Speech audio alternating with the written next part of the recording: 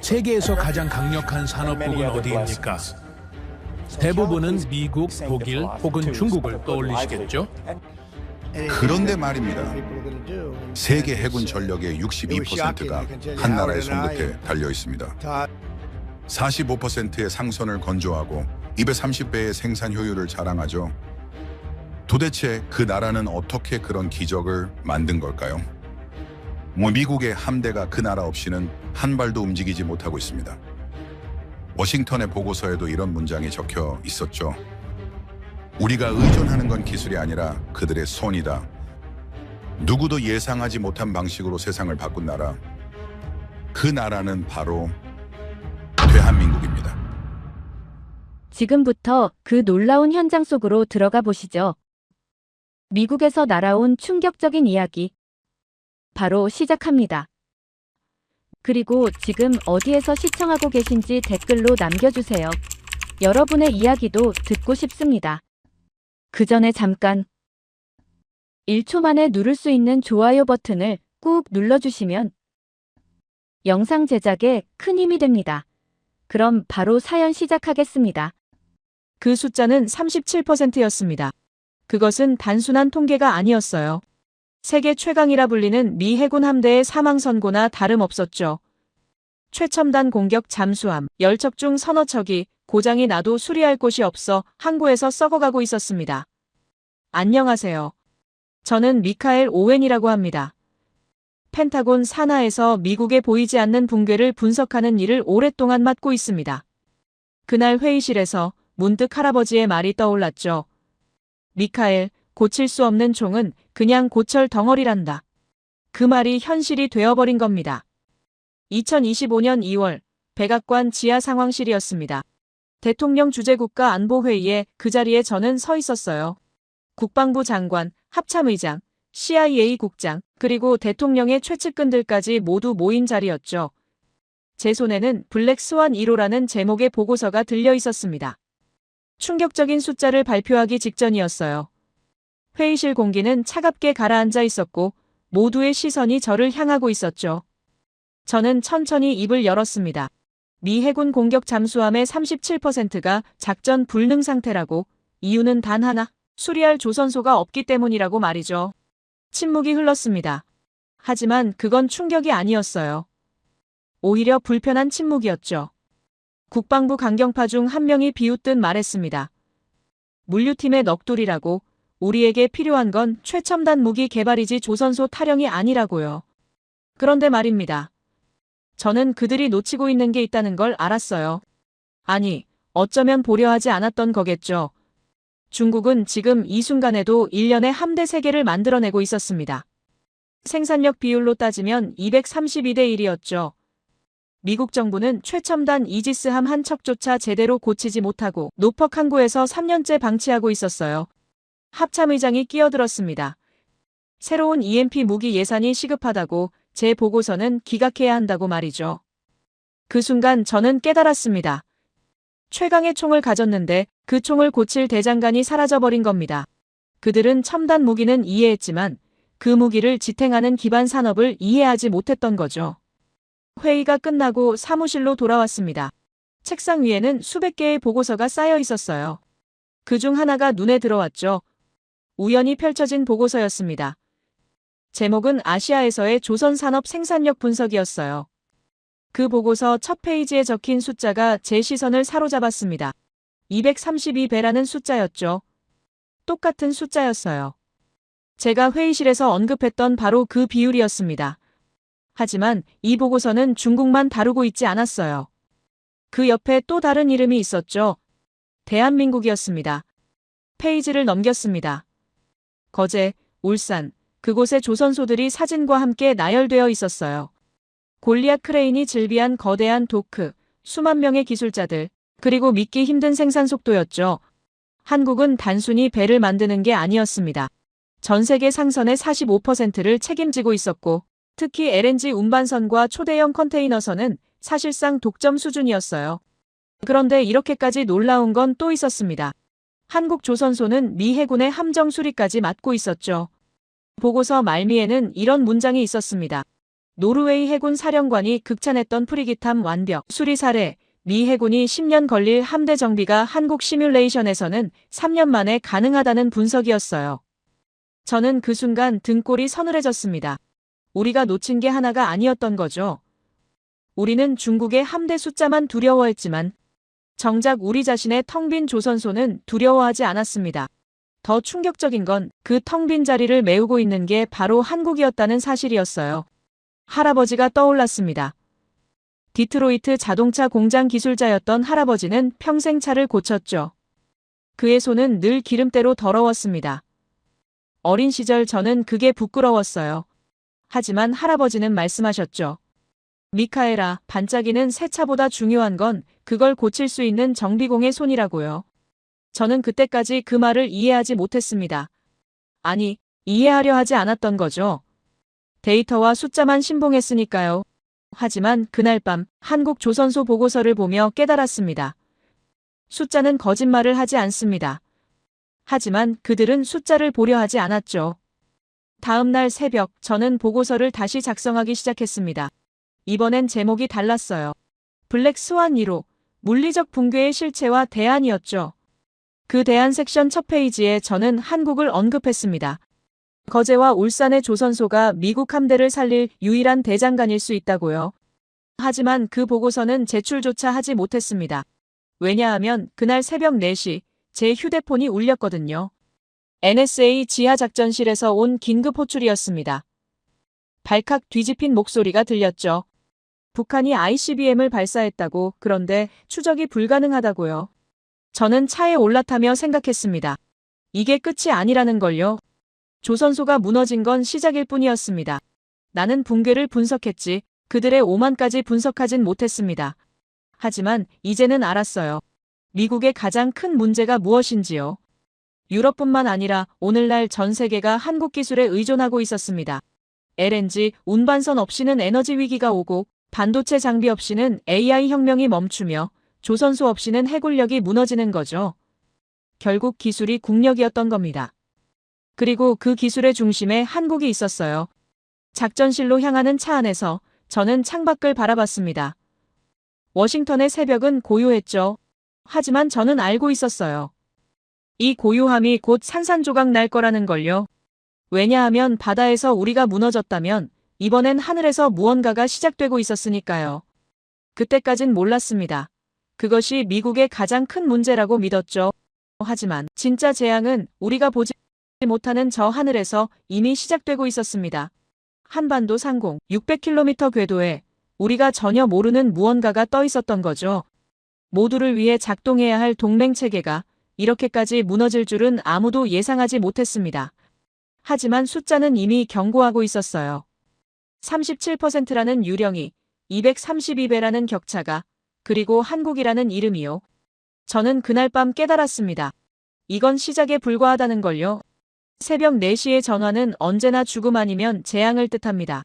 제 휴대폰 화면에 떠오른 이름은 NSA 국가안보국이었어요. 수화기 너머로 들리는 목소리는 떨리고 있었죠. 즉시 지하 작전실로 오라는 긴급 호출이었습니다. 차를 몰아 NSA 본부로 향했습니다. 평소라면 30분 거리지만 그날은 20분 만에 도착했어요. 경비 검색대를 통과하고 엘리베이터를 타고 지하 5층까지 내려갔죠.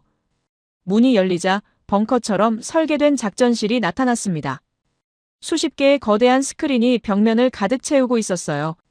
그런데 이상했습니다. 오늘날 최첨단 기술로 무장한 이 작전실이 마치 정전이라도 난 것처럼 어두웠거든요. 스크린마다 긴급이라는 붉은 글자만 깜빡이고 있었죠. 요원들은 헤드셋을 낀 채 다급하게 무언가를 입력하고 있었습니다. 작전 책임자가 저를 발견하고 달려왔습니다. 북한이 ICBM을 발사했다고, 동해상으로 발사된 미사일의 궤적을 추적하고 있었다고 말했어요. 하지만 문제가 생겼다고 했죠. 충격적인 문제라고요. 저는 중앙 스크린을 바라봤습니다. 선명한 미사일 궤적이 그려지고 있었어요. 발사 지점에서부터 초록색 선이 포물선을 그리며 상승하고 있었죠. 고도 200km를 돌파하는 순간이었습니다. 그리고 15초가 지났어요. 별처럼 빛나던 궤적이 갑자기 사라졌습니다. 스크린에서 완전히 증발해버린 거죠. 지지직 하는 노이즈만 남기고요. 저는 처음엔 시스템 오류라고 생각했습니다. 하지만 책임자의 다음 말이 그 생각을 바꿔놨어요. 모든 추적 시스템이 동시에 신호를 잃었다고, 레이더도 위성도 모두 먹통이라고 말이죠. 엔진 결함이냐고 물었습니다. 미사일이 폭발한 거냐고요. 책임자는 고개를 저었습니다. 그게 아니라고, 폭발 신호가 없다고 했어요. 오히려 미사일 주변에서 강력한 전자기파 신호가 포착됐다고 말했죠. 고출력 EMP라고요. 저는 그 순간 숨이 멎는 것 같았습니다. EMP 무기라는 건 이론상으로만 존재하는 게 아니었거든요. 펜타곤에서도 수십 년간 연구해왔죠. 제우스 프로젝트라는 이름으로요.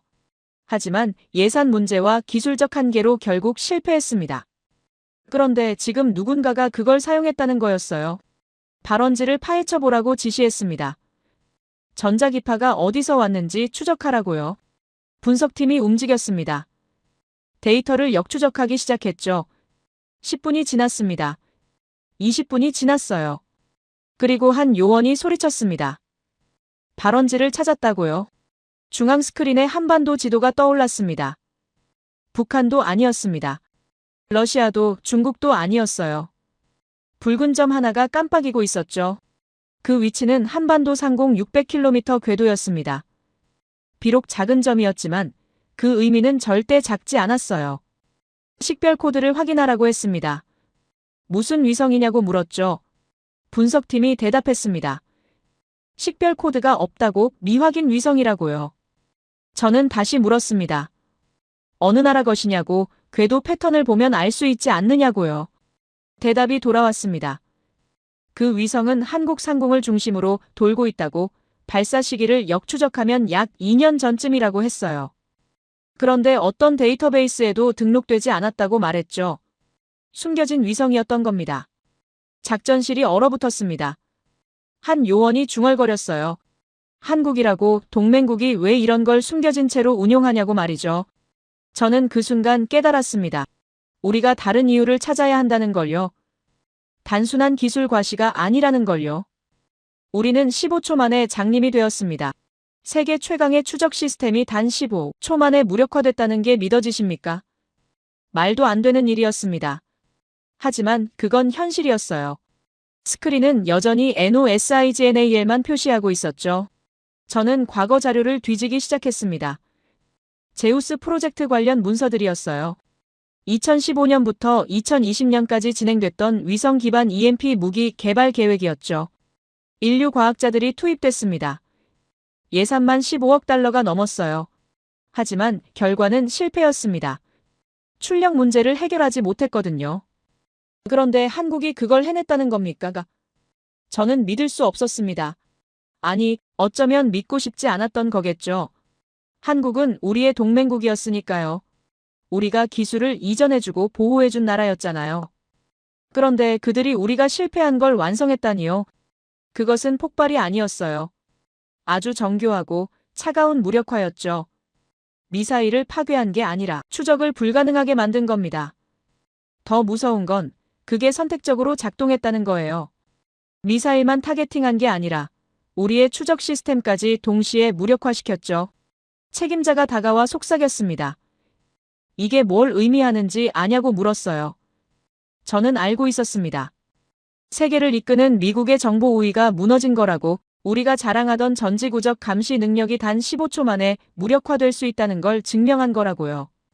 저는 과거 회의실 장면을 떠올렸습니다. 강경파 장성이 소리쳤던 말이요. 중국을 이길 유일한 길은 하늘에 있다고 했죠.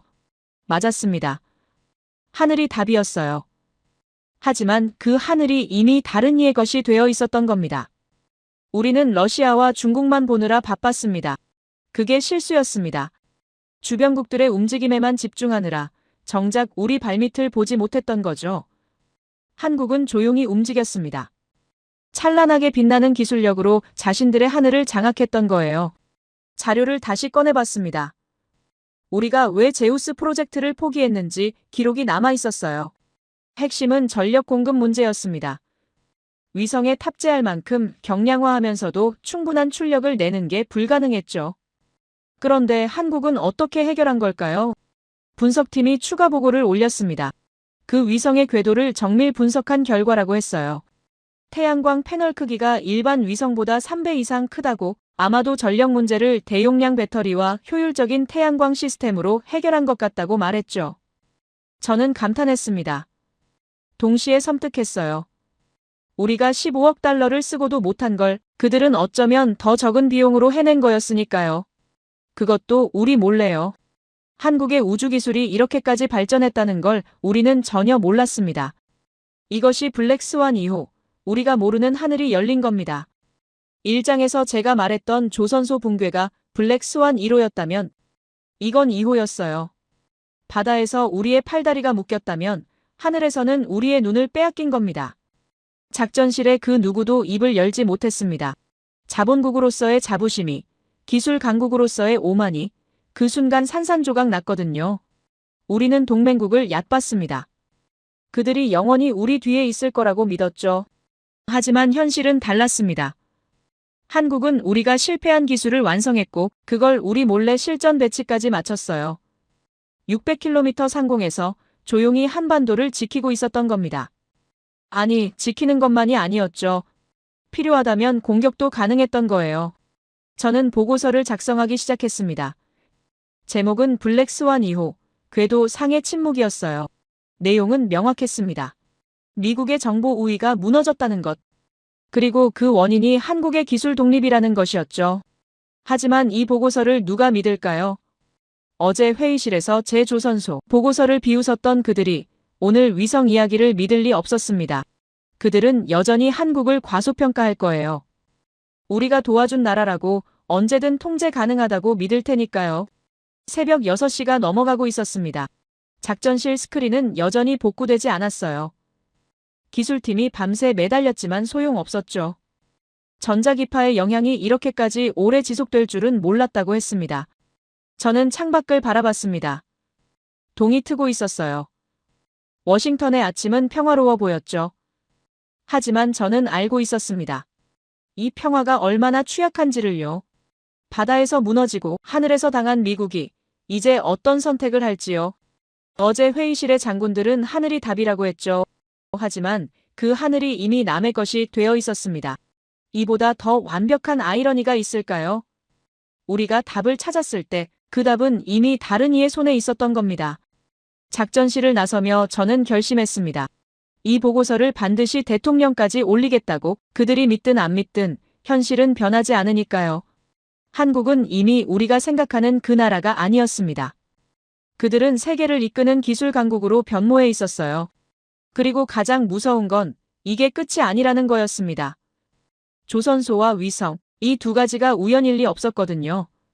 분명 계획이 있었습니다. 수십 년간 준비한 완벽한 전략이 있었던 거죠. 저는 그걸 밝혀내야 했습니다. 한국이 진짜 원하는 게 뭔지를요. 이틀 후 백악관 NSC가 다시 소집됐습니다. 대통령 주재 긴급회의였어요.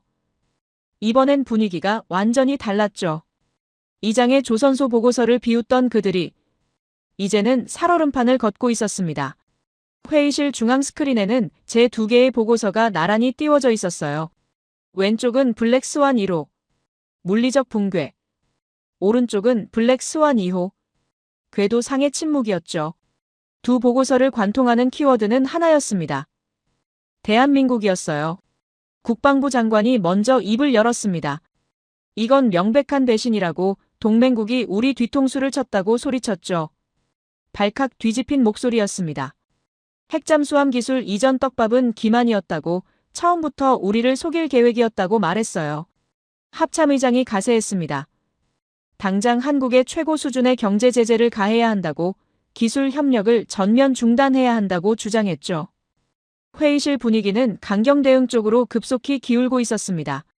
저는 그들을 바라봤습니다. 분노에 찬 얼굴들이었어요. 하지만 저는 알고 있었죠. 그들이 놓치고 있는 게 있다는 걸요. 아니, 보고 싶지 않은 게 있다는 걸요. 저는 가방에서 또 다른 서류를 꺼냈습니다. 이건 1장에서 제출했던 바로 그 보고서였습니다. 블랙스완 1호였죠. 저는 그걸 테이블 중앙에 던졌어요. 소리가 회의실에 울렸습니다. 모두가 저를 쳐다봤죠. 제재를 하시겠다고요? 좋습니다. 그럼 질문 하나 드리겠습니다. 남중국해에 나가 있는 7함대 기함부터 당장 복귀시키실 건가요? 레이더 수리를 맡길 곳이 없는데요. 저는 차분하게 말했습니다. 침묵이 흘렀습니다. 하지만 저는 멈추지 않았어요. 항구에서 썩어가는 37%의 잠수함은 누가 고칩니까? 일본입니까? 아니면 싱가포르입니까? 제재하려는 바로 그 나라, 한국 말고는 답이 없지 않습니까? 하늘의 주도권을 뺏겼는데 바다의 목줄까지 잡힌 겁니다. 저는 보고서를 펼쳤습니다. 데이터가 나열되어 있었어요. 미 해군 함정 수리의 62%가 한국 조선소에 의존하고 있다는 지표였죠. 국방부 장관이 소리쳤습니다. 그럼 어쩌자는 겁니까? 그냥 당하고 있으란 말입니까? 저는 고개를 저었습니다. 당한 게 아니라고, 우리가 스스로 함정에 걸어 들어간 거라고 말했어요. 지난 30년을 돌아보십시오. 저는 스크린에 자료를 띄웠습니다. 한국이 핵잠수함 기술 이전을 요청했던 기록이었어요. 1993년, 2005년, 2015년, 총 17번이었습니다. 우리의 답변은요. 단 한 번도 바뀌지 않았죠. 아직 이르다, 시기상조다, 지역 안보를 고려해야 한다. 우리는 그렇게 거절했습니다. 그들을 통제할 수 있다고 믿었죠. 영원히 우리 뒤에 있을 거라고 생각했어요. 하지만 그게 오만이었습니다. CIA 국장이 끼어들었습니다. 그럼 한국이 이 모든 걸 계획했다는 겁니까? 조선소도 위성도 전부 우리를 압박하기 위한 카드였다는 거냐고 물었어요. 저는 고개를 끄덕였습니다. 그렇다고 그것도 아주 오랫동안 준비한 거라고 말했죠. 그들은 분노했지만 저는 절망했습니다. 그들은 배신을 말했지만 저는 현실을 말했으니까요. 회의실 공기가 무겁게 가라앉았습니다. 모두가 침묵했어요. 왜냐하면 제 말이 틀리지 않았으니까요. 대통령이 처음으로 입을 열었습니다. 그동안 가만히 듣고만 있던 분이었죠. 그렇다면 우리에게 선택지가 없다는 건가요? 조용한 목소리였지만 무게감이 있었습니다. 저는 대답했어요. 선택지는 하나뿐이라고요. 이건 협상도 아닙니다. 일방적인 통보죠. 한국은 우리에게 주먹을 날렸지만 동시에 우리의 심장을 쥐고 있었습니다. 때리면 때릴수록 우리만 아픈 구조였어요. 그들은 우리에게 주먹을 날렸지만 동시에 우리의 심장을 쥐고 있었습니다. 합참의장이 책상을 쳤습니다. 그럼 대체 어떻게 하라는 겁니까? 무릎 꿇고 빌어야 한단 말입니까? 저는 그를 똑바로 바라봤습니다. 무릎을 꿇을 필요는 없다고 하지만 현실을 인정해야 한다고 말했어요. 저는 다시 데이터를 제시했습니다. 한국 조선소의 기술력을 보여주는 지표들이었죠. 노르웨이 해군 사령관이 극찬했던 프리기탐 수리 사례. 미 해군이 10년 걸릴 정비 계획이 3년 만에 가능하다는 시뮬레이션 결과. 그리고 세계 LNG 운반선의 45%를 점유하고 있다는 사실까지요. 우리는 체크메이트, 완벽하게 당한 겁니다. 국방부 차관이 중얼거렸습니다. 완벽한 함정이라고? 처음부터 계획된 거였다고 말했죠. 맞았습니다. 그건 함정이었어요. 하지만 우리가 스스로 파고 들어간 함정이었습니다. 저는 과거를 회상했습니다. 불과 1년 전이었어요. 한국이 핵잠수함 기술 협력을 다시 한번 요청했을 때였죠. 회의실에서 한 관료가 비웃으며 말했던 게 기억났습니다. 조선소나 잘 돌리라고, 우리 배나 열심히 고치라고요. 그 말이 지금 부메랑이 되어 돌아온 겁니다. 조선소를 잘 돌렸어요. 너무 잘 돌려서 이제 우리가 없으면 안 되는 수준까지 온 거죠. 우리는 그들을 하청업체 정도로 여겼지만 그들은 이미 대체 불가능한 파트너가 되어 있었습니다. CIA 국장이 물었습니다. 그럼 한국이 원하는 게 뭡니까? 분명히 요구사항이 있을 텐데요. 저는 고개를 끄덕였습니다. 있을 거라고, 그것도 아주 명확하게요. 아마 핵잠수함일 거라고 말했어요. 역풍이 불기 시작했습니다. 우리가 30년간 거절해왔던 것, 그들이 30년간 준비해온 것, 이제 그 카드를 꺼낼 때가 온 거였죠. 그리고 우리는 거절할 수 없었습니다.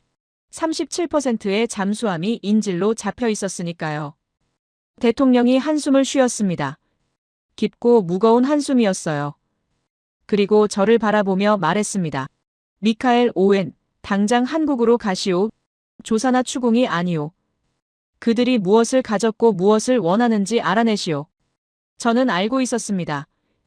이게 명령이 아니라 애원에 가깝다는 걸요. 세계 최강의 패권 국가가 동맹국에게 사실상 사신을 보내는 거였습니다. 굴욕적이었죠. 하지만 선택의 여지가 없었어요. 회의실을 나서며 저는 뒤를 돌아봤습니다. 밝은 조명 아래 앉아있던 그들의 얼굴에는 오만함이 사라져 있었어요. 대신 무력감과 좌절만 남아있었죠. 불과 이틀 전만 해도 제 보고서를 비웃던 사람들이었는데 말입니다. 복도를 걷는 동안 생각했습니다. 한국은 대체 어떤 나라일까? 30년 동안 칼을 갈았다는 게 믿어질까요? 그것도 우리 눈앞에서 우리가 전혀 눈치채지 못하게요. 저는 두려웠습니다. 동시에 궁금했어요. 다음 날 아침, 저는 인천행 비행기에 올랐습니다. 가방 안에는 2개의 보고서가 들어있었어요. 하나는 백악관용이었고 하나는 제 개인 기록용이었죠. 비행기가 이륙하며 생각했습니다. 과연 한국에서 뭘 보게 될까요? 창밖으로 태평양이 보였습니다. 저 바다 어딘가에는 작전 불능 상태로 떠있는 우리 잠수함들이 있었어요. 그리고 하늘 600km 궤도에는 우리가 전혀 몰랐던 위성이 돌고 있었죠. 바다와 하늘, 우리는 둘 다 잃은 겁니다. 13시간의 비행 끝에 인천공항에 도착했습니다. 공항은 밝은 조명으로 가득했어요. 사람들은 바빴고 활기찼죠. 평화로워 보였습니다. 하지만 저는 알고 있었어요. 이 평화 뒤에 숨겨진 힘이 얼마나 강력한지를요. 공항 게이트를 나서자 한 남자가 기다리고 있었습니다. 한국 외교부 관계자였어요. 그는 정중하게 인사했죠. 오웬 박사님을 기다렸습니다. 일정은 준비되어 있다고 말했습니다. 저는 고개를 끄덕였어요. 차에 올랐습니다. 서울로 향하는 고속도로였죠. 창밖으로 보이는 풍경은 놀라웠습니다. 끝없이 이어지는 아파트 단지, 최첨단 빌딩들, 그리고 질서정연하게 달리는 차들. 이건 제가 알던 한국이 아니었어요. 세계 최강 군사 강국이 동맹국 조선소에 목숨줄을 맡긴 순간이었죠. 그 순간을 저는 평생 잊지 못할 겁니다. 회의실의 침묵, 대통령의 한숨, 그리고 제게 떨어진 명령, 모든 게 현실이었습니다. 차는 거제를 향해 달리고 있었습니다. 저는 곧 보게 될 거였어요. 미국을 무릎 꿇린 그 조선소를, 37%의 해답을, 그리고 한국이 정말로 원하는 게 뭔지를요. 저는 가방을 꽉 쥐었습니다. 긴장했죠. 하지만 동시에 기대됐어요. 사장. 거제도에 도착한 건 이른 아침이었습니다. 안개가 자욱하게 깔린 바다가 보였어요. 하지만 그 안개를 뚫고 솟아오른 구조물들이 있었죠. 거대한 크레인들이었습니다. 골리앗 크레인이라고 불리는 것들이었어요. 차가 조선소 정문에 멈춰 섰습니다. 경비원이 다가와 신분을 확인했죠. 미국 국방부 관계자라고 하자 태도가 달라졌습니다. 정중하게 안내했어요. VVIP 대우였죠. 저는 놀랐습니다. 이게 조사받는 사람의 대우인가 싶었어요. 안내를 맡은 사람이 나타났습니다. 50대 중반의 한국인 엔지니어였어요. 자신을 김 실장이라고 소개했죠.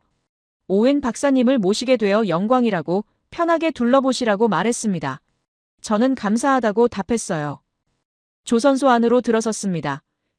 그 순간 저는 숨이 멎는 것 같았어요. 상상을 초월하는 규모였습니다.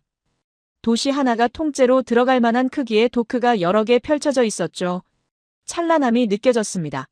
강철의 찬란함이요. 골리앗 크레인이 움직이고 있었습니다. 수천 톤짜리 철판을 마치 종이처럼 들어 올리고 있었어요. 정밀하게 제자리에 내려놓았죠.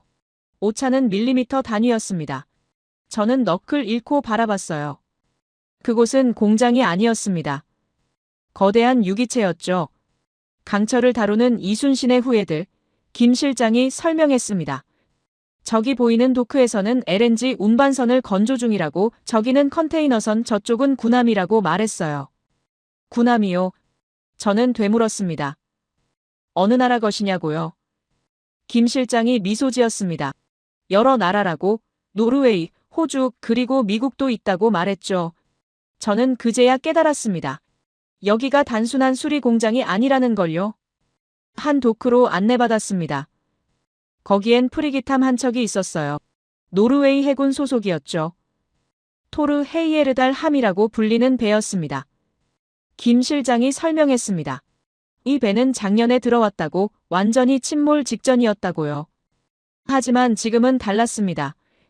새 배처럼 빛나고 있었어요. 아니, 새 배보다 나아 보였죠. 레이더 시스템이 업그레이드 되어 있었고 엔진도 교체되어 있었습니다.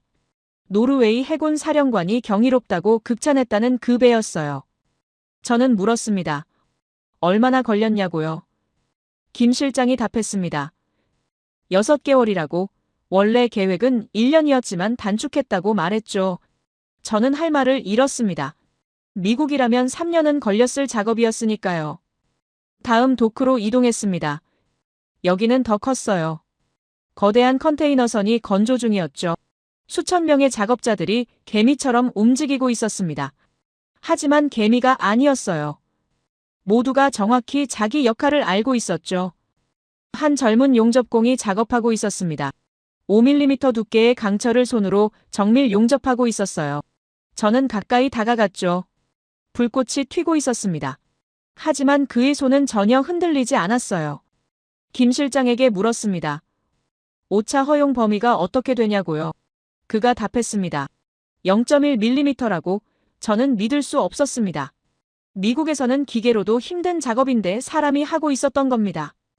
워싱턴의 스크린 속 숫자가 거제에서는 현실이 되어 움직이고 있었습니다. 저는 그제야 이해했어요. 한국이 단순히 배를 만드는 게 아니라는 걸요. 그들은 예술을 하고 있었습니다. 강철의 예술을요. 식당으로 안내받았습니다. 점심시간이었어요. 수천 명의 작업자들이 식사하고 있었죠. 모두가 밝은 표정이었습니다. 웃고 떠들고 있었어요. 행복해 보였죠. 저는 놀랐습니다. 이렇게 힘든 일을 하는데 왜 저렇게 행복할까요? 김 실장이 말했습니다. 여기 사람들은 자부심이 있다고, 자신들이 세계 최고라는 걸 안다고 했어요. 그래서 행복하다고, 단순히 돈을 벌기 위해 일하는 게 아니라 자랑스러워서 일한다고 말했죠. 저는 그 말에 할아버지가 떠올랐습니다. 디트로이트 자동차 공장의 할아버지도 그랬었죠. 자부심이 있었어요. 자신의 손으로 차를 고친다는 자부심이요. 하지만 미국은 그걸 잃어버렸습니다. 언제부터였을까요? 오후에는 시뮬레이션 센터로 안내받았습니다. 최첨단 컴퓨터 시스템이 갖춰져 있었어요. 여기서 모든 함정 수리가 시뮬레이션 된다고 했죠. 김 실장이 한 파일을 열었습니다. 미 해군 함대 정비 계획이었어요. 화면에 숫자들이 나타났습니다. 미 해군이 자체적으로 세운 계획은 10년이었어요. 하지만 한국 조선소 시뮬레이션에서는 3년이었죠. 3분의 1로 단축 가능하다는 결과였습니다. 저는 충격받았어요. 왜 이게 가능하냐고 물었습니다. 김 실장이 설명했습니다. 효율 때문이라고. 한국은 공정을 극한까지 최적화했다고 말했어요. 한치의 낭비도 없다고, 시간도 자원도 인력도요. 그곳에서는 쇠냄새가 났습니다. 우리가 잃어버린 지 오래된 바로 그 냄새였죠. 저는 그 냄새를 맡으며 생각했습니다. 미국은 언제 이걸 잃어버렸을까? 금융과 IT에 집중하느라 제조업을 포기한 게 언제부터였을까요? 저녁이 되었습니다. 조선소 전망대로 안내받았어요. 거기서 내려다본 풍경은 장관이었습니다. 수십 개의 도크에서 불빛이 빛나고 있었어요. 밤에도 작업은 계속되고 있었죠. 김 실장이 말했습니다. 오웬 박사님, 한국 조선업이 어떻게 보이십니까? 저는 솔직하게 답했습니다. 경이롭다고. 미국이 잃어버린 걸 한국이 가지고 있다고 말했어요. 그가 조용히 말했습니다. 오웬 박사님, 기술이 국력이다라는 말씀 아십니까? 저는 알고 있다고 답했어요. 하지만 그는 고개를 저었습니다. 아니라고, 진짜 의미를 아직 모른다고 말했죠. 저는 그 문장을 거대한 골리앗 크레인 아래서 비로소 실감했습니다. 기술이 국력이라는 건 단순히 첨단 무기를 만드는 게 아니었어요. 그걸 유지하고 고치고 발전시키는 능력이었습니다. 한국은 그걸 가지고 있었죠. 김 실장이 마지막으로 한마디 했습니다. 미카엘, 기계는 거짓말을 안 합니다. 고장난 건 고쳐야죠. 사람이든 배단 말입니다. 저는 그 말의 의미를 알았어요. 미국이 고장났다는 걸, 그리고 고쳐야 한다는 걸요. 호텔로 돌아왔습니다. 서울의 한 호텔이었어요. 방에 들어와 창밖을 바라봤죠. 서울의 야경이 펼쳐져 있었습니다. 찬란함이 느껴졌어요. 도시 전체에서요. 저는 노트북을 열었습니다. 보고서를 작성하기 시작했어요. 제목은 한국조선업 현장 보고서였죠. 하지만 뭐라고 써야 할지 막막했습니다. 경이롭다는 말로는 부족했어요. 미국은 훌륭한 설계도를 가졌지만 우리는 그것을 현실로 만드는 손을 잃어버렸습니다. 저는 이 문장을 보고서 첫 페이지에 적었습니다. 이게 핵심이었어요. 우리의 문제였죠. 휴대폰이 울렸습니다. 워싱턴에서 온 전화였어요. NSC 사무국장이었죠. 현장은 어떠냐고, 한국이 정말 그렇게 대단하냐고 물었습니다. 저는 답했어요. 상상 이상이라고, 우리가 완전히 의존하고 있다고요. 전화를 끊고 다시 창밖을 바라봤습니다. 저 도시 어딘가에 제게 한국의 진짜 요구사항을 말해줄 사람이 있을 거였어요. 내일 만나기로 되어 있었죠. 윤 박사라는 사람이었습니다. 잠을 청했지만 잠이 오지 않았습니다. 골리앗 크레인이 계속 떠올랐어요. 용접 불꽃도, 작업자들의 밝은 얼굴도요. 그리고 김 실장의 마지막 말, 고장난 건 고쳐야 한다는 그 말이 계속 맴돌았습니다. 할아버지의 말씀이 옳았어요. 진짜 힘은 손에서 나옵니다. 저는 그걸 거제에서 목격했습니다. 한국의 손이 얼마나 강력한지, 그 손이 미국의 운명을 쥐고 있다는 걸요. 다음 날 아침, 저는 진실을 마주하게 될 거였습니다. 5장. 다음 날 저녁, 저는 서울 한복판의 한 호텔 라운지에 앉아 있었습니다.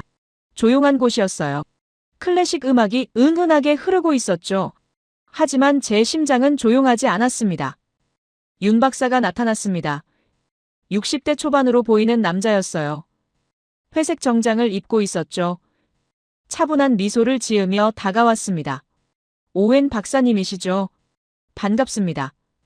그는 정중하게 인사했어요. 우리는 마주 앉았습니다. 웨이터가 차를 가져왔어요. 윤 박사가 직접 차를 따랐죠. 정중한 손놀림이었습니다. 하지만 저는 알고 있었어요. 이 정중한 뒤에 무엇이 숨어 있는지를요. 거제는 어떠셨습니까? 윤 박사가 물었습니다. 저는 솔직하게 답했어요. 인상적이었다고, 미국이 가지지 못한 걸 한국이 가지고 있다고 말했죠. 그가 미소 지었습니다. 과찬이라고요. 이건 과찬이 아닙니다. 저는 단호하게 말했습니다. 사실이라고, 데이터가 증명한다고 말했어요. 윤 박사는 고개를 끄덕였죠. 그렇다면 오웬 박사님도 아시겠네요. 우리가 왜 이 자리를 마련했는지를요. 분위기가 바뀌었습니다. 정중함이 사라지고 진지함이 자리 잡았어요. 윤 박사가 찻잔을 내려놓으며 말했습니다. 솔직하게 이야기하시죠. 미국이 원하는 게 뭡니까? 저는 그를 똑바로 바라봤습니다. 제가 물어야 할 질문 아닙니까? 한국이 원하는 게 뭡니까? 윤 박사가 웃었습니다. 차갑지만 정중한 웃음이었어요. 오웬 박사님, 우리가 원하는 건 간단합니다. 그는 말을 이었습니다. 우리는 30년을 기다렸다고, 30년 동안 정중하게 요청했다고 말했어요. 하지만 미국의 답변은 늘 같았다고, 아직 이르다는 말뿐이었다고 했죠. 저는 알고 있었습니다. 그가 무슨 말을 하는지요. 핵잠수함이었습니다. 한국이 30년간 원했던 것, 미국이 30년간 거부했던 것이었죠. 윤 박사가 계속 말했습니다. 우리는 이제 더 이상 묻지 않습니다. 그가 조용히 말했어요. 대신 제안합니다. 거래를 하자고요. 저는 긴장했습니다. 거래라는 단어가 불편했죠. 어떤 거래냐고 물었습니다. 윤 박사가 설명했습니다. 미국의 함대를 우리가 고쳐드리겠다고, 37%의 잠수함도, 7함대도 모두 완벽하게 수리하겠다고 말했어요. 그 대가로 우리의 핵잠수함 개발을 보장해달라고 했죠. 보장이요? 저는 되물었습니다. 구체적으로 어떤 거냐고요?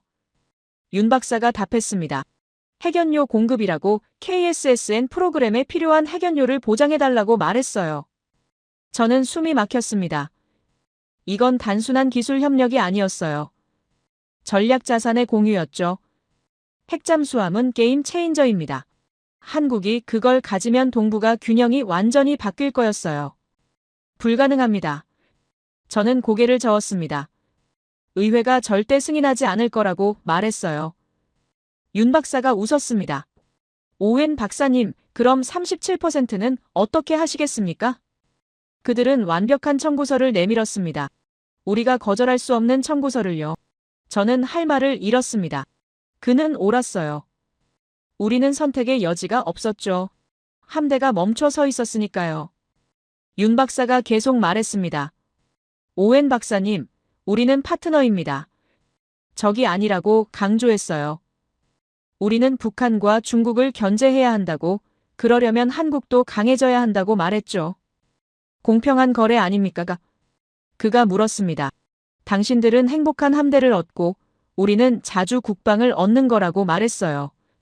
저는 그 논리를 반박할 수 없었습니다. 합리적이었으니까요. 하지만 워싱턴이 받아들일까요? 저는 솔직하게 물었습니다. 강경파들이 반격할 겁니다. 한국을 배신자로 몰 거라고 말했어요. 윤 박사가 한숨을 쉬었습니다. 그래서 역풍을 각오하고 있습니다. 그가 조용히 말했어요. 하지만 우리는 물러서지 않을 겁니다. 이건 우리의 생존 문제니까요. 북한의 핵 잠수함을 막으려면 우리도 가져야 한다고 했죠. 저는 과거를 떠올렸습니다. 1993년 한국이 처음 핵잠수함을 요청했을 때였어요. 미국은 거절했죠. 이유는 간단했습니다. 통제 가능성이었어요. 한국이 너무 강해지면 곤란하다는 논리였죠. 우리는 그들을 통제할 수 있다고 믿었습니다. 하지만 그들은 우리 밖에 있었습니다. 30년 동안 한국은 조용히 준비했어요. 조선소를 키웠고 위성을 띄웠죠. 이제 카드를 모두 쥔 겁니다. 윤 박사가 말했습니다. 오웬 박사님, 우리는 당신들의 바다를 고쳐줄 수 있습니다. 그 대가로 우리의 바다를 보장해달라는 겁니다. 공평하지 않습니까? 저는 대답할 수 없었어요. 거제에서 본 그 거대한 도크가 핵잠수함을 만들기 위한 것이었음을 그제야 깨달았습니다. 모든 게 계획되어 있었어요. 처음부터요. 조선소 확장도, 기술 축적도 모두 이 순간을 위한 준비였던 겁니다. 윤 박사가 차를 한 모금 마셨습니다.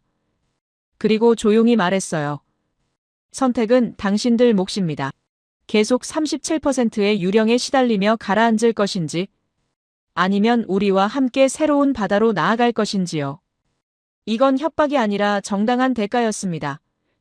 저는 그걸 인정해야 했어요. 한국은 30년간 기다렸습니다. 정중하게 요청했죠. 하지만 거절당했어요. 이제 그들은 스스로 답을 찾은 겁니다. 라운지를 나서며 윤 박사가 마지막으로 말했습니다. 오웬 박사님, 워싱턴에 전해주십시오. 한국은 더 이상 기다리지 않는다고, 우리는 이미 준비를 끝냈다고 말이죠. 호텔방으로 돌아왔습니다. 저는 창밖을 바라봤어요. 서울의 밤은 찬란함으로 가득했죠. 하지만 제 마음은 무거웠습니다. 후 대화를 어떻게 워싱턴에 보고해야 할까요? 노트북을 열었습니다. 긴급 보고서를 작성하기 시작했어요. 제목은 한국의 요구사항, 핵잠수함 보장이었죠. 손이 떨렸습니다. 이 보고서가 워싱턴에 역풍을 일으킬 게 뻔했으니까요. 하지만 저는 써야 했습니다. 진실을 말해야 했어요.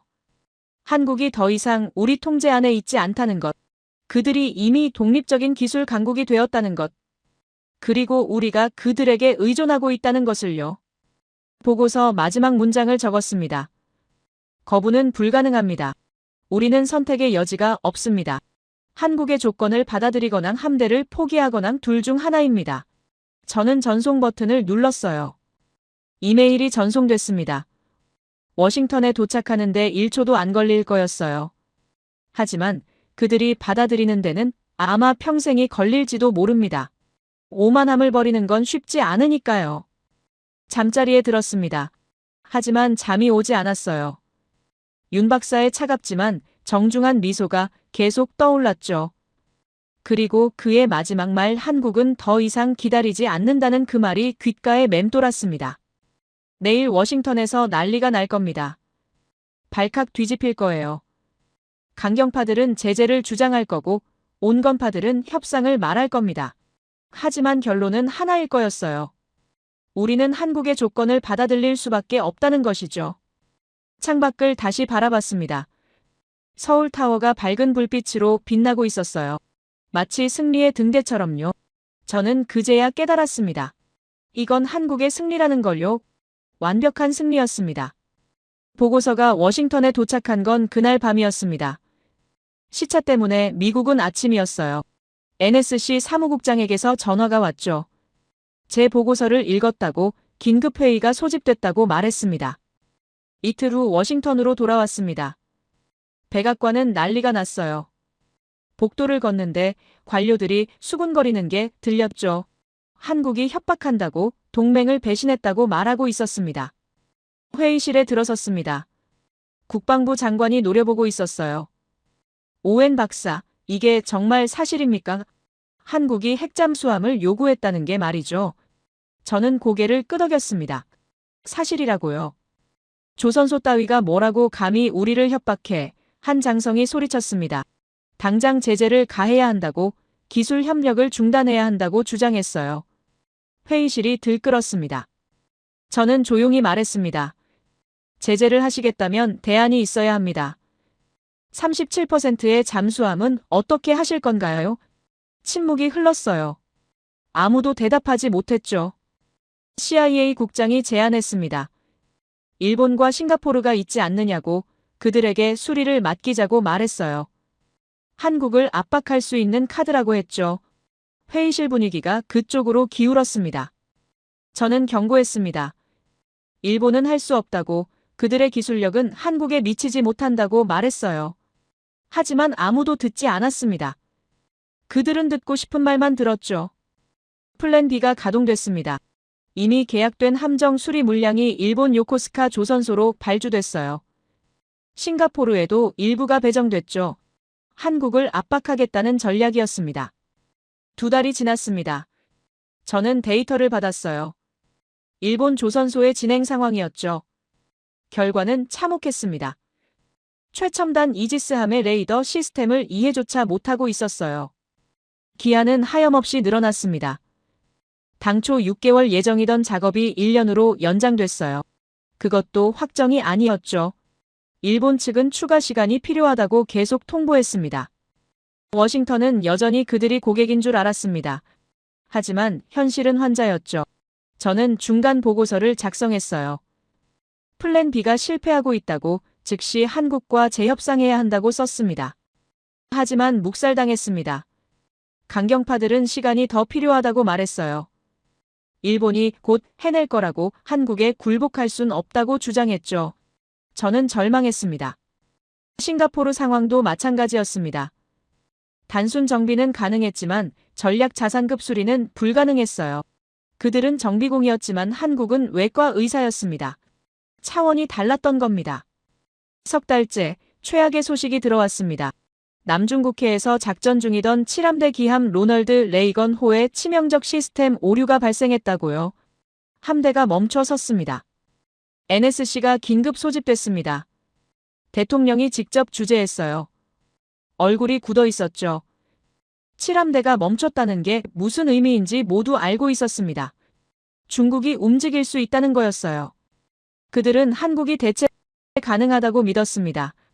하지만 틀렸죠. 한국은 표준이었습니다. 제가 다시 말했습니다. 플랜 B는 실패했다고, 이제 선택해야 한다고요. 국방부 장관이 책상을 쳤습니다. 그럼 대체 어떻게 하란 말입니까? 한국에 무릎 꿇으란 겁니까? 저는 조용히 답했습니다. 무릎을 꿇는 게 아니라 현실을 인정하는 거라고요. 중국 함대 훈련 영상이 스크린에 떴습니다. 남중국해에서 대규모 훈련을 감행하고 있었어요. 우리를 조롱하는 것이었죠. 7함대가 멈춰있는 동안 그들은 움직이고 있었습니다. 일본은 우리의 설계도 없이는 한 걸음도 나아가지 못했습니다. 저는 지표를 제시했어요. 일본 조선업의 한계를 보여주는 데이터였죠. 그들은 창조가 아닌 모방만 해왔다고 설명했습니다. 우리는 칼자루를 쥐고 있다고 생각했지만 우리 손에 들린 건 칼날이었습니다. 회의실이 조용해졌습니다. 모두가 깨달은 거예요. 우리가 실수했다는 걸요? CIA 국장이 물었습니다. 한국에 다시 접촉하면 받아줄까요? 저는 모르겠다고 답했습니다. 하지만 시도는 해야 한다고 우리에게 시간이 없다고 말했어요. 대통령이 결정했습니다. 해군 장관을 직접 보내라고 공개적으로 한국을 방문하라고 지시했어요. 사실상의 항복 선언이었습니다. 회의실은 무거운 침묵에 빠졌죠. 그것은 단순한 실수가 아니었습니다. 돌이킬 수 없는 오판이었죠. 우리는 한국을 얕봤습니다. 그 대가를 톡톡히 치르고 있었어요. 태평양 한복판에서 함대가 멈춰선 채로요. 저는 회의실을 나서며 생각했습니다. 오만함이 얼마나 무서운지를요. 우리는 세계 최강이라는 자부심에 취해 현실을 보지 못했죠. 한국이 이미 우리를 넘어섰다는 걸 인정하지 않았습니다. 다음 날 해군 장관 카를로스 델 토로가 한국행 비행기에 올랐습니다. 언론에 공개된 일정이었어요. 전 세계가 지켜보고 있었죠. 미국이 동맹국에게 도움을 요청하는 모습을요. 저도 수행단에 포함됐습니다. 다시 한국으로 가는 비행기에 앉아 있었어요. 창밖을 바라보며 생각했죠. 이번엔 달라야 한다고, 우리는 겸손해져야 한다고요. 인천공항에 도착했습니다. 카메라 플래시가 터졌어요. 수십 명의 기자들이 몰려 있었죠. 델토로 장관이 내렸습니다. 미소를 짓고 있었지만 저는 알고 있었어요. 그게 얼마나 무거운 미소인지를요. 한국 국방부 관계자들이 나와 있었습니다. 정중하게 맞이했어요. 하지만 분위기는 달랐죠. 석 달 전 제가 VVIP 대우를 받았던 것과는 다른 느낌이었습니다. 이번엔 우리가 간청하러 온 거였으니까요. 거제로 향했습니다. 델토로 장관을 포함한 미 해군 수뇌부 전체가 조선소를 방문했어요. 언론도 동행했죠. 모든 게 공개되는 방문이었습니다. 조선소에 도착했습니다. 골리앗 크레인이 우리를 맞이했어요. 델토로 장관이 올려다봤죠. 입을 다물지 못했습니다. 사진이 찍혔어요. 그 표정 그대로요. 김 실장이 다시 안내를 맡았습니다. 정중했지만 자신감이 넘쳤어요. 장관님을 모시게 되어 영광이라고 말했죠. 하지만 그 말투에는 여유가 있었습니다. 우리가 필요한 게 아니라 그들이 필요하다는 걸 알았죠. 도크를 둘러봤습니다. 미 해군 함정 한 척이 정비 중이었어요. 이미 계약된 물량이었죠. 작업자들이 바쁘게 움직이고 있었습니다.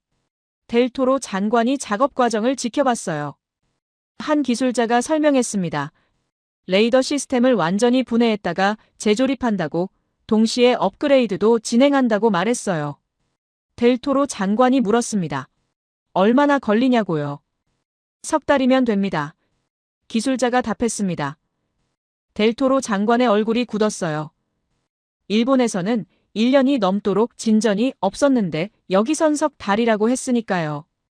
세계 최강의 해군 장관이 사실상 백기를 든 겁니다. 저는 그 순간을 목격했습니다. 사진 기자들도 찍고 있었어요.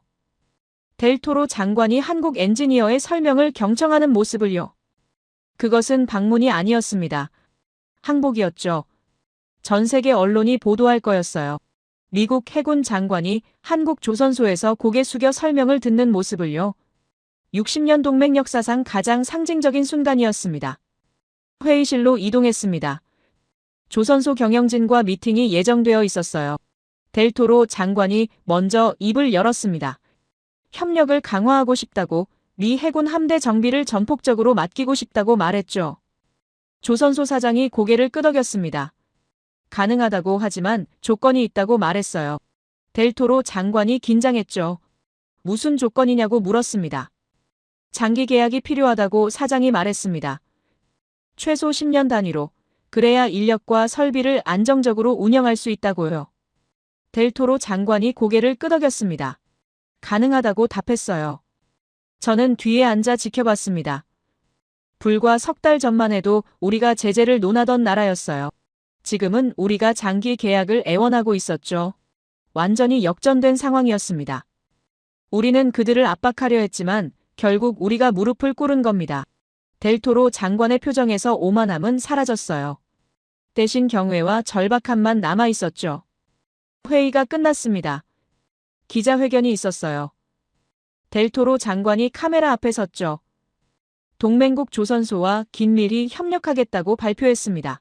한국을 직접 언급하지 않았지만 모두 알고 있었어요. 그날 저녁 서울로 돌아왔습니다. 윤 박사와 다시 만났어요. 같은 호텔 라운지였죠. 그가 미소 지으며 말했습니다.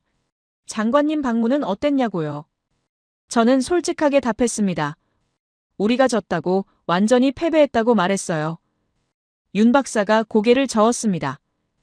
패배가 아니라고, 새로운 시작이라고 말했죠. 그가 설명했습니다. 한국은 미국을 적으로 만들고 싶지 않다고, 진정한 파트너가 되고 싶다고 했어요. 하지만 그러려면 평등해야 한다고, 일방적인 관계는 끝나야 한다고 말했죠. 핵잠수함건은 어떻게 되는 겁니까? 저는 물었습니다. 윤 박사가 답했습니다. 진행 중이라고 양국 실무진이 협의하고 있다고 말했어요. 하지만 이건 끝이 아니었습니다. 진짜 거래는 이제부터였죠. 저는 그 말의 의미를 알았어요. 조선소는 시작일 뿐이었죠. 한국은 더 큰 그림을 그리고 있었습니다. 호텔로 돌아왔습니다. 텔레비전을 켰어요. 뉴스가 나오고 있었죠. 델토로 장관의 한국 방문을 다루고 있었습니다. 앵커가 말했어요. 역사적인 방문이라고요. 화면에 델토로 장관의 사진이 떴습니다. 골리앗 크레인을 배경으로 한국 기술자와 악수하는 모습이었어요. 그의 표정엔 경외가 담겨 있었죠. 전 세계가 그 사진을 봤을 겁니다. 텔레비전 화면 속 미 해군 장관은 환하게 웃고 있었습니다. 하지만 저는 알 수 있었죠. 그것은 세계 최강의 패권 국가가 보낼 수 있는 가장 절박하고 굴욕적인 SOS 신호라는 것을. 저는 텔레비전을 껐습니다. 창밖을 바라봤습니다. 서울의 밤은 여전히 빛나고 있었어요. 이 도시가, 이 나라가 미국의 운명을 쥐고 있었습니다. 믿기지 않았지만 현실이었죠. 다음 날 워싱턴으로 돌아갔습니다. 델토로 장관과 같은 비행기였어요. 그는 피곤해 보였죠. 저에게 말했습니다. 우리가 실수했다고, 한국을 과소평가했다고요. 저는 고개를 끄덕였습니다. 하지만 이제라도 인정하는 게 중요하다고 말했어요. 그가 한숨을 쉬었습니다. 의회 설득이 쉽지 않을 거라고, 특히 핵잠수함건은요. 하지만 선택의 여지가 없습니다.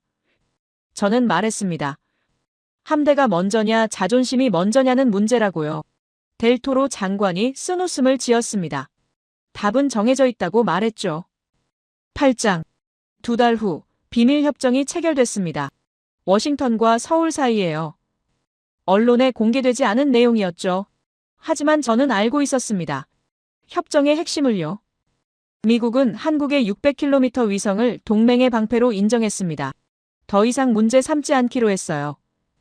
대신 한국은 그 기술을 북한과 중국 견제에 사용하기로 약속했죠. 핵잠수함건도 타결됐습니다. KSSN 프로그램에 필요한 핵연료 공급을 미국이 묵인하기로 했어요. 공식적으론 지원이 아니었지만 실질적으론 보장이었죠. 그 대가로 한국은 미 해군의 유일한 대장간이 됐습니다. 37%의 잠수함들이 거제와 울산로 향하기 시작했어요. 7함대 기함도 정비를 위해 한국에 입항했죠. 저는 그 모든 과정을 지켜봤습니다. 협상 테이블에 앉지는 않았지만 보고서는 계속 작성했어요. 마지막 보고서 제목은 이것이었습니다. 블랙 스완이 아니라 새로운 표준입니다. 회사에 사직서를 제출했습니다. 오랜 경력 동안 몸담았던 곳이었지만 더 이상 제 자리가 아니라고 느꼈어요. 제가 분석한 붕괴는 사실 새로운 질서의 시작이었으니까요. 마지막 출근일이었습니다. 동료들이 작별 인사를 건넸어요. 한 동료가 물었습니다. 앞으로 뭘 할 거냐고. 저는 답했습니다. 글을 쓸 거라고, 제가 목격한 걸 기록할 거라고요. 사무실을 정리했습니다. 책상 서랍에서 오래된 사진이 나왔어요. 할아버지와 함께 찍은 사진이었죠. 디트로이트 자동차 공장 앞에서 찍은 거였습니다. 할아버지는 작업복을 입고 계셨어요. 손에는 기름때가 묻어 있었죠. 어린 제가 옆에 서 있었습니다. 할아버지 손을 잡고요.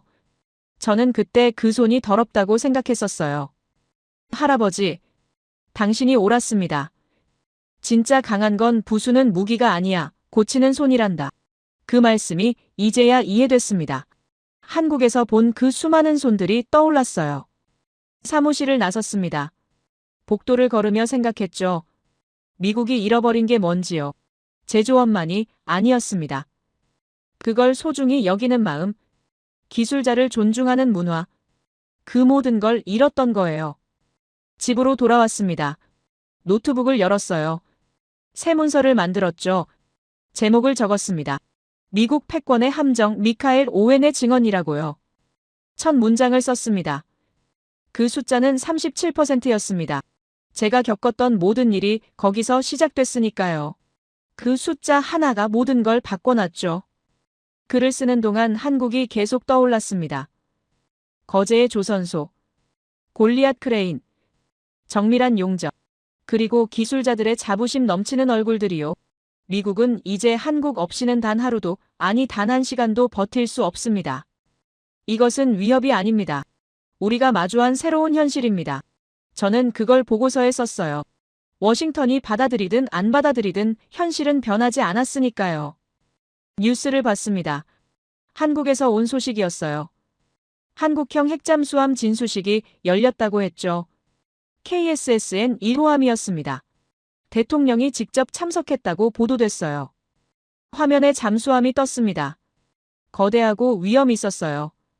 한국 국기가 펄럭이고 있었죠. 저는 숙연해졌습니다. 30년을 기다린 결과였으니까요. 기술이 국력입니다. 그리고 그 기술을 지키는 사람이 있는 한 대한민국은 무너지지 않을 겁니다. 윤 박사가 했던 말이 떠올랐습니다. 그는 옳았어요. 기술과 사람, 그게 전부였죠. 며칠 후 출판사에서 연락이 왔습니다. 제 원고를 보고 싶다고 했어요. 미국의 쇠퇴를 다룬 책이 필요하다고, 독자들이 진실을 알아야 한다고 말했죠. 저는 원고를 보냈습니다. 전부는 아니었어요. 일부는 여전히 기밀이었으니까요. 하지만 핵심은 담았습니다. 미국이 왜 무너졌는지, 한국이 왜 떠올랐는지를요. 책이 출간됐습니다. 반응은 뜨거웠어요. 어떤 이들은 비판했죠. 제가 미국을 배신했다고요. 하지만 더 많은 이들이 감사하다고 했습니다. 진실을 말해줘서 고맙다고요. 강연 요청이 쏟아졌습니다. 대학에서, 싱크탱크에서, 기업에서요. 저는 돌아다니며 말했습니다. 오만함을 버리라고, 현실을 직시하라고, 제조업을 되살리라고요. 어느 날 이메일 한 통을 받았습니다. 한국에서 온 거였어요. 김 실장이었죠. 거제 조선소에서 일하던 그 엔지니어요. 책 잘 읽었다고, 진실을 써줘서 감사하다고 했습니다. 그는 덧붙였습니다. 언제든 한국에 오시라고, 환영하겠다고요. 저는 답장을 보냈습니다. 꼭 다시 가겠다고, 그곳에서 배울 게 아직 많다고 썼어요. 1년이 지났습니다. 한미 관계는 새로운 국면에 접어들었어요. 더 이상 일방적이지 않았죠. 평등한 파트너십으로 발전하고 있었습니다. 미 해군 함대는 한국 조선소 덕분에 다시 움직이기 시작했습니다. 37%는 20%로 줄었고 계속 개선되고 있었어요. 한국의 손이 미국을 살린 겁니다. 저는 지금 이 이야기를 쓰고 있습니다. 여러분께 들려드리기 위해서요. 미국이 어떻게 함정에 빠졌는지, 한국이 어떻게 새로운 표준이 됐는지를요. 제 이름은 미카엘 오웬. 저는 미국의 붕괴를 분석했지만 오히려 한국이라는 새로운 표준을 목격했습니다. 그게 제 결론입니다. 붕괴가 아니라 전환이었던 거죠. 제 할아버지는 평생 차를 고쳤습니다. 그의 손은 늘 기름때로 더러웠죠. 저는 오늘에서야 깨닫습니다. 미래의 패권은 가장 화려한 총을 가진 자가 아니라 가장 믿음직한 손을 가진 자에게 돌아간다는 것을, 그 손을 가진 나라가 바로 대한민국입니다. 제 이야기를 끝까지 들어주셔서 감사합니다. 모두 안녕히 계세요. 오늘의 사연, 어떻게 들으셨나요? 우리가 가진 기술, 우리가 만든 시스템도 결국은 사람이 완성시키는 거니까요. 아마 오늘 이야기는 단순히 나라 간의 경쟁이 아니라 무엇을 믿고 무엇을 지켜야 하는가에 대한 질문 같기도 합니다. 그리고 그 답은 아직 누구도 확실히 모르는 것 같네요. 어쩌면 지금도 누군가는 또 다른 블랙스완을 준비하고 있을지도 모르죠. 그게 다시 세상을 바꾸게 될지, 아니면 새로운 질서를 만들게 될지, 그건 앞으로 우리가 어떻게 행동하느냐에 달려 있는 것 같습니다. 여러분의 생각을 아래 댓글에 남겨주세요. 그리고 감동적인 사연을 주변 사람들과 공유하고 함께 이야기 나눠보세요. 마지막으로 1초밖에 걸리지 않는 구독과 좋아요, 알림 설정은 영상 제작에 큰 힘이 됩니다. 지금까지 감동을 담아 여러분께 진심을 전하는 감동담기였습니다. 오늘 하루도 행복한 하루 보내세요.